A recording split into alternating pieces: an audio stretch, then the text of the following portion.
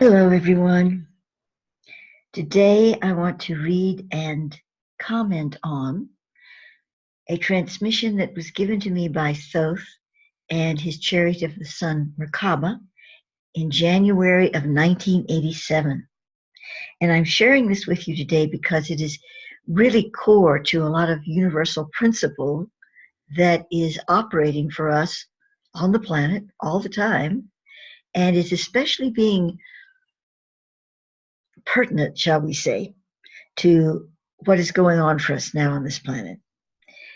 So I'm going to be looking at it through new eyes. That is, not the eyes of young Maya, or Christine rather, who wrote this, who received it in 1987, but to me now in 2019. Incidentally, you'll notice that I've changed my name back again, the middle name anyway, to Christine, which is my birth name. And I did spell it Christ in those days. But when I had my name legally changed in, I think it was 1994, to Maya, I kept Christine, but with the Y. I changed it to a Y. So I'm not discarding the Kyi'Ra part of my being, and I'm still leaving it for the portal name for the time being. But it's just time to embrace Christine again, along with Maya. Isn't it nice that in this current age of time and the way we think and feel about things in our spiritual communities, that we can do that, because we're beings who are constantly evolving and changing. So why can't we change our names, our look, our experience in life that's demonstrated out into the world whenever the energy within prompts us to do so? Okay, so back to the subject at hand. And this is what I received in 1987. What we wish to disclose to you at this time will be difficult for you to fully understand. Much of its deeper content we will not attempt to bring into your consciousness for now, lest you become too distracted by intricacies of the grander matrix. We begin with Atlantis. Oops, sorry, I'm adjusting my microphone here. We begin with Atlantis in the age of its fullest enlightenment, when it was at one with the mother empire of Mu, and at one with beings of other worlds and dimensions. Even in this enlightened age, Earth's inhabitants were not unaware that the etheric charge of the planet was diminishing, which would eventually cause catastrophic changes on the Earth. Atlantis was at the forefront of this awareness because of her technological mastery, together with her space-time communions with other world constructs. Mu was more the retreat, the garden. It was Mu's attitude that life would unfold as it should, and that mankind's hope lay in keeping the pure thought. While most Atlantean minds agreed that the pure of spirit would eventually inherit the earth, they also believed in mental and physical application of spirit. Some were too aggressive in their forms of application, yet others sought to strike a balance between spiritual surrender and human will. I might comment here that Mu, Lemuria, but Thoth prefers to call it Mu, because that was the actual name, was not just really laid back and, oh, well, we'll just let it happen and see what happens. Everything has a purpose, and that's the end of that. They were very balanced in their way of thinking and dealing with things, but they were operating from really a higher perspective than the Atlanteans. And that's not a make wrong on the majority of the Atlanteans at the time. It's just two different perspectives, two different views of things. The Atlanteans believed that, yes, there was this higher perspective, but sometimes it required that you get down and really, put the pedal to the metal and take some action in ways that the Lemurians felt, or the Muruvians felt, was okay. They weren't totally against it, but they just felt that, there were other ways to deal with situations of a higher understanding. And these ways did not require getting down in the mud, so to speak. It required moving beyond the machinations of the world and employing deeper energy experiences that could reflect and move mountains, so to speak, in the physical world. Neither one was entirely wrong. Neither one was entirely right. In other words, there had to be a meeting of minds, a meeting of hearts in the endeavor in order to create the new world, the balance that would be the new world, that they were trying to facilitate right then and there. It was many eons ago. And here we are again. Here we are again on the same crucible. Certainly a lot of differences involved in the time spectrums and what was happening on the planet in many ways. But really, when you get right down to it, it's the same crucible, the same dilemma, the same opportunity. And we could say that the ancients failed in that. They could not really master it to bring things back together again. For all their wisdom, their spirituality, their deep heart-centered consciousness, it really didn't go too well, did it?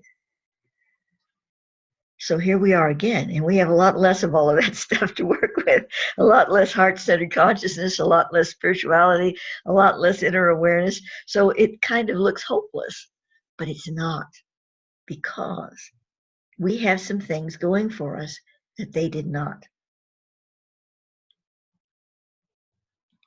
And that is based on the fact that we are closer to what Thoth calls the ascension. It's a very simple term for something that's far more complex and yet more, what do I want to say, closer to pure expression. But it's a word that allows us to understand, in principle, what is going to happen, because we think of ascending, moving upward, as being something that lifts us into a higher state of being. And that's what it's all about. Now, the ancients were not that close to that moment in time. Why? Because there is a path to all things. And when you set the path, the little Energizer bunny has to play its little drum and walk down that path. The path is really not intended to be interrupted until the, what do I want to say, the entity, the common entity of evolution, common consciousness that's being evolved. That's what I want to say. The common consciousness that is being evolved reaches a point of surety, reaches a point where it knows itself. I am that I am. And at that point, the path can be changed or completely taken up. And that's what we're talking about with the ascension. So could the ancients have changed their destiny of entropic devaluation at that point in time? Actually, they probably could have, but they did not have at their disposal what we have now. So even though it wasn't set in stone, nothing is, the path was on its way, and it was very difficult to interrupt it at that time. They could change little things, keep it from being quite so disturbing, or make it worse, or all kinds of things, but the actual path had to keep moving. And there were very few things that could have altered that. They could have been altered, but very unlikely. But at this point in time, even though we're less spiritually aware, we have a lot of less things going for us than the ancients did. We have more things going for us in other ways. And that is that the path has reached its point of climax, so to speak. It's come to a point where it must change course. That was set into the program in the beginning. So we have the opportunity now, because we're on the cusp of this, shall we say, new event horizon that the ancients were not.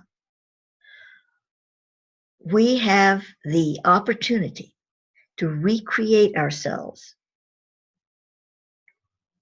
into the true spiritual beings we really are by using the momentum of this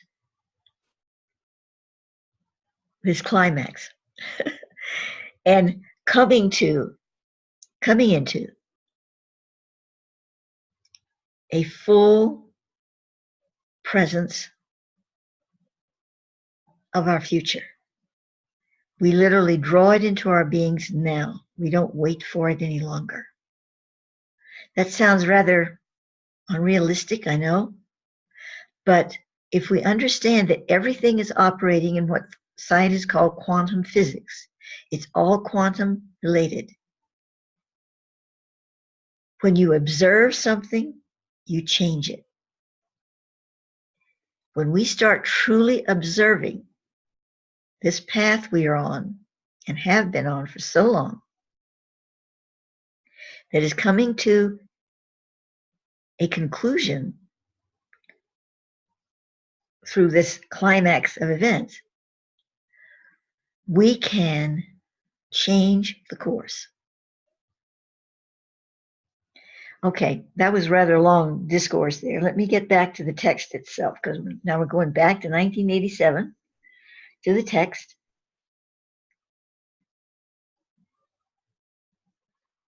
The most sacred and secret of programs with this endeavor in mind was begun in a temple of Atlantis called the Alisa, A-L-I-S-A.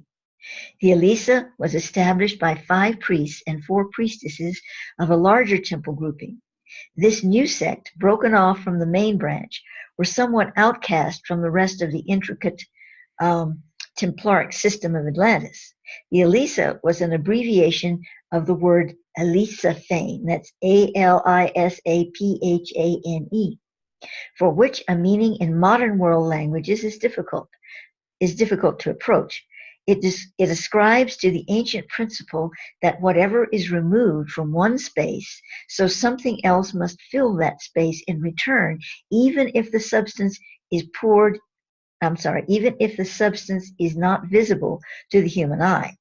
For instance, if a cup of water is poured into a well, the then empty cup is not truly empty. It not only contains space, it is left with a charge or quality of the well into which the water was poured. Further, if a bird loses a feather in mid-flight and it lands upon the earth, that small pinion mirrors the entire bird, but also the spot of earth where the feather lies is reflected in the bird, whose body was once graced by the feather. And I might also add here that the path of the bird was in flight, it was in motion, it was going from point A to point B. And in motion, in the midst of all of that, the feather was dropped. So the feather landing on the earth can chart the course of the bird that's still moving in the heavens. And the bird moving in the heavens can find the point on earth where the feather was dropped at any point in his journey.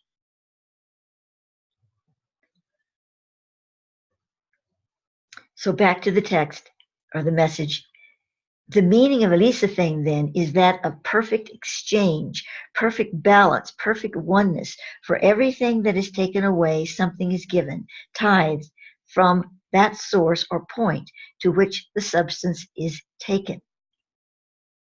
And also, there's an integration of information, complete information along the timelines of each point. not just the time when that exchange was made, but the entire timelines. The feather on the earth, the bird in flight, the two timelines going forever and ever, amen, are now exchanging information. Thus, the temple of Elisa was raised for the purpose of just such a tithing. The Elisa priests and priestesses had established a synchronistic contact with a grouping of tribal relations from Orion, the Pleiades, and Sirius. To establish such contact was not unusual for Atlanteans in that period, but the intended purpose was unique. It was known by most knowledgeable Earth tribes in that time that other world beings could not simply migrate here in a direct physical sense and become part of Earth's life wave. This had to be done in the distant past, before the etheric bonding of the planet was set. Now, see, that's before what I was talking about, before that path was set into motion. It's the same principle here. But so let me go back and say this had been done in the distant past, before the etheric bonding of the planet was set, but no longer was this possible. Understand that other world tribes could and sometimes did settle upon the earth in that period, but they could not do so in any large number, nor could they maintain their power spirit frame for any great length of time. This was due to the fact that the earth's etheric bonding caused all species existing in this karma reality frame to seek a common level, not an exact sameness, but a commonality, a basic grounding, in order for the planet as a unit to progress, rather than having extreme karmic situations working out their scenarios in the same reality time frame, in the reality frame together. As diverse as this world may seem, there's a commonality holding you together. Without that, no karmic order could be progressed among parts of the whole. Now, this is really interesting, and let's look at this for a moment, because we know now, and we knew then too, I guess, that we had other species on this planet, as it states here too. They didn't stay long, did they? I mean, long as the crow flies. This whole thing with the Anunnakis. Well, Thoth says the Anunnakis were only one interference that we had on the planet, but one that's very popularized now, and it did make quite an impression because they disrupted our genetics so much. But then the Atlanteans did that in their own laboratories, before the Anunnaki got here, in their own way. But let's take the Anunnaki, for instance. They're not here anymore as a race because they can't stay here that long because of what I just read to you here. But what they can do is they can integrate their genetics with persons that can stay here, with the native species. And when you do that, it's a different ballgame because you integrated yourself into the commonality spectrum.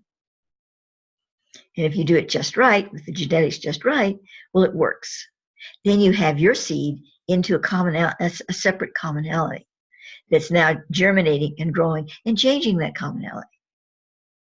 Now, that can be for the good and that can be for the not so good. But this is how they did it and how they continue to do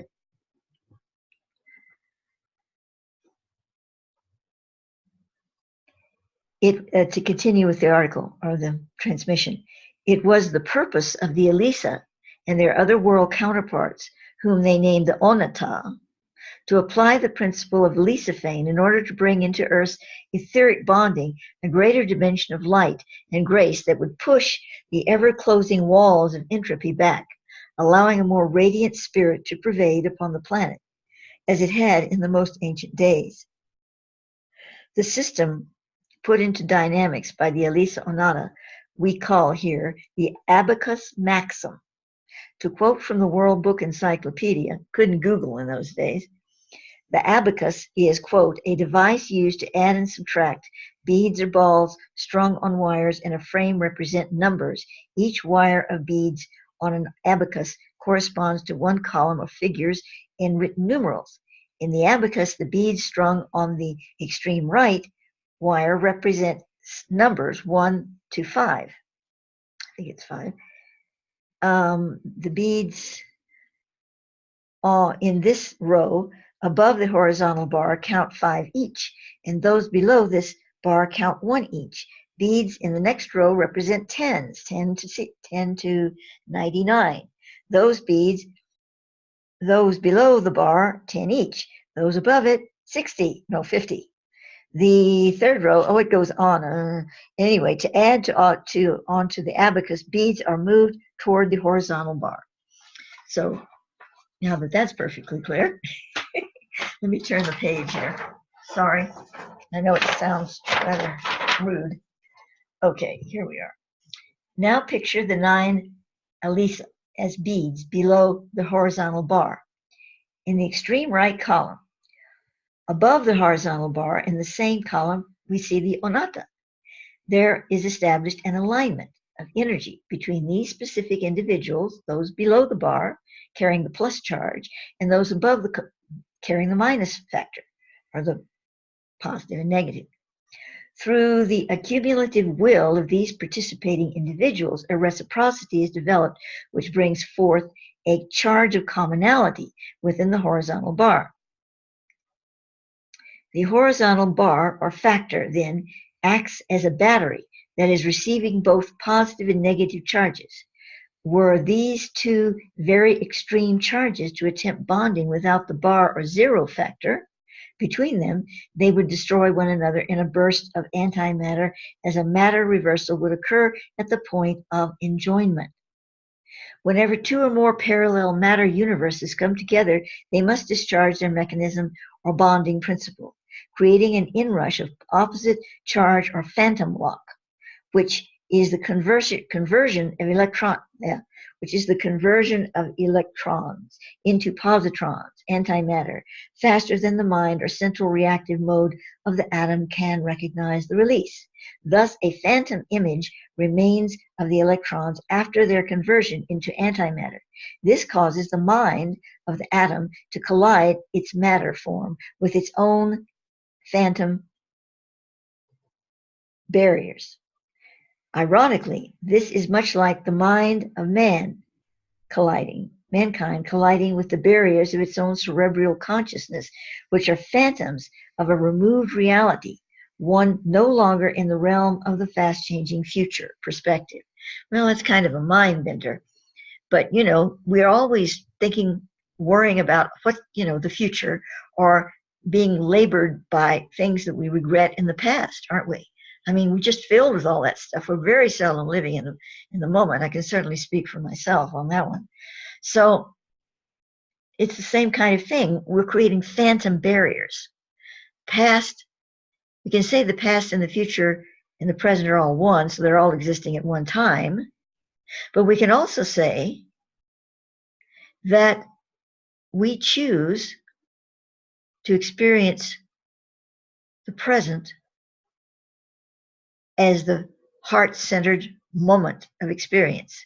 And if we do that and we get into the heart with that, the past and the future are simply present moments that are no longer useful for us, that are either not yet useful or are no longer useful, depending upon its past or future.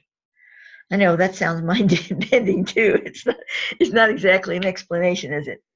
But maybe you can kind of get into this with me.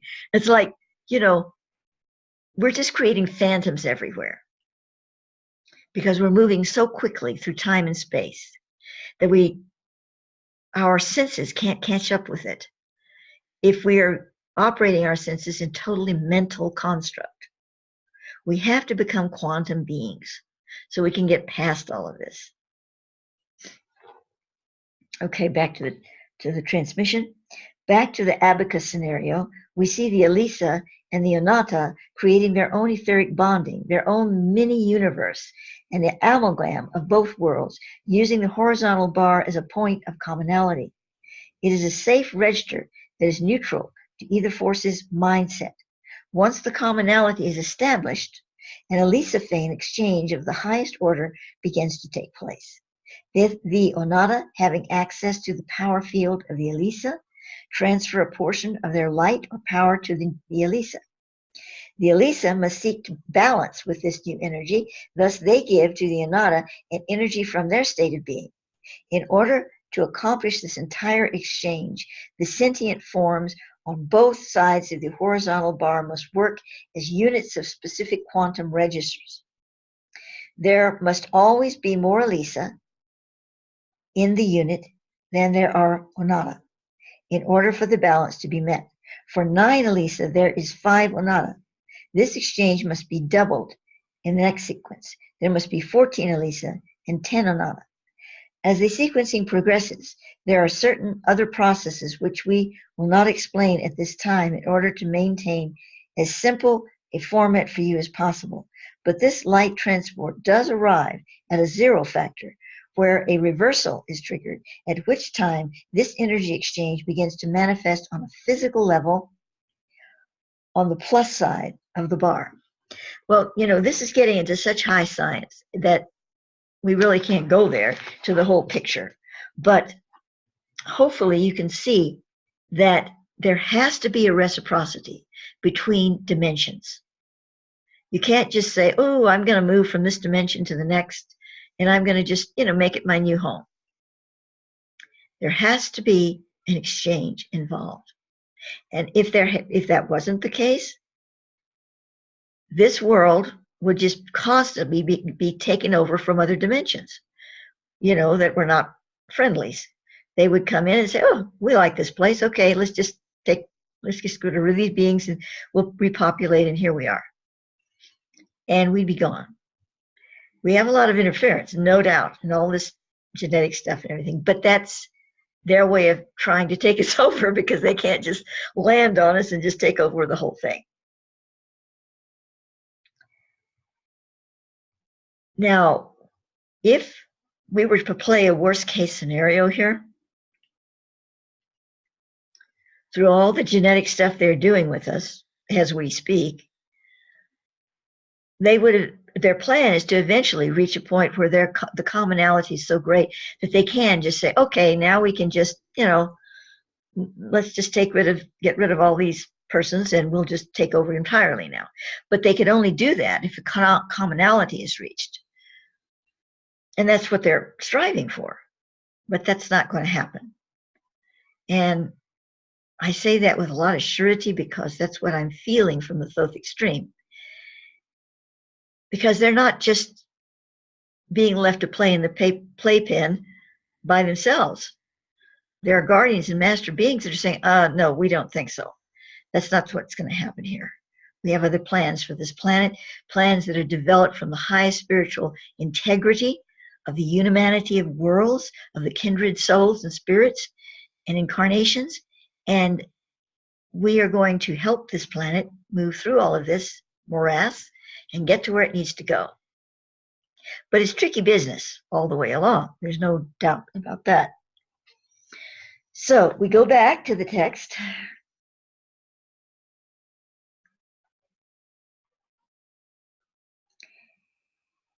Let's see, I've lost my place. Did I just finish over here? Yes, I did. Okay.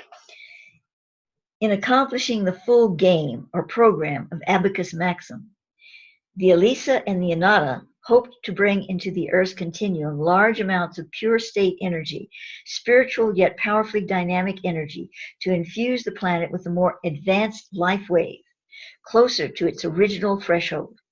Because of certain negative elements which destroyed their project, the small yet infamous League of Marana, a satanic supremacist band,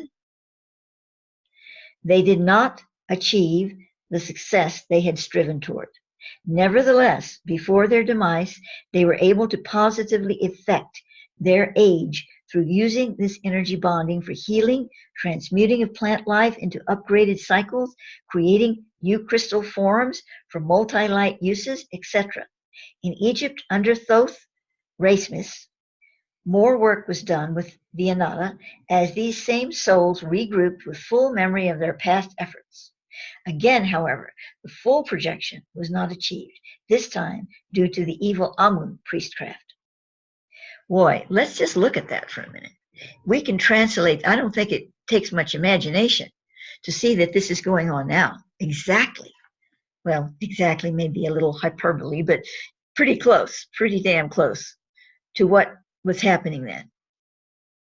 And yet now we are much closer to the event horizon. We have the pull, we have the draw of that horizon upon us now. We can utilize that to make the leap. And I do believe that we are now in the process of doing that. Despite all the dark masks we see on the faces on television and news and media, and all the things we know that are going on there, they're really downright evil. We have our finger on the button here. We have the event horizon pulling us closer and closer. The wind is in our sails. The wind is in our sails, and we can accomplish this. To continue, in the valley of the blue star, there is a similar frequency to the zero factor, where many different frequencied beings may share the commonality in a physical etheric experience. In attuning to that latitude in consciousness, one may abide with the currents of communion that make such interconnectedness as the abacus maximum viable in the past, present, and future. That which allows this transfer of Alisaphane, the thought or in-breath, out-breath that carries all energy exchanges, is the Somis, S-O-M-I-S. The Onada master who coordinates the abacus maximum is identified as Noum Somis. That's kind of like Numisome. Noum Somis. He who represents the Somis. For use as a meditative contact point, see yourself and your like-minded companions in a starship racing toward a sphere of common bonding in which your radiant counterparts await you. Know that the more advanced actual starship vehicles are powered by the cumulative psi power, PSI power of its occupants. See yourself and your companions experiencing the rushing of united senses soaring through you and the ship as one, causing the manifestation of speed, flight, dimensional expansion to implode your senses as a streaking rainbow of brilliant color and life. For the first time aboard your starship, you are experiencing life for the first time in this incarnation. The momentum of spirit engaging flesh, contacting and accelerating electricity within the atoms of being in that coming of age for the earthbound, when they break free from the infrequent rumblings of distant fortunes and penetrate the whirlwind. And that's the end of the message. We must hold to this consciousness at this time in order to truly achieve with brilliant focus what we are about here. This is the moment. The time has arrived. And so it is.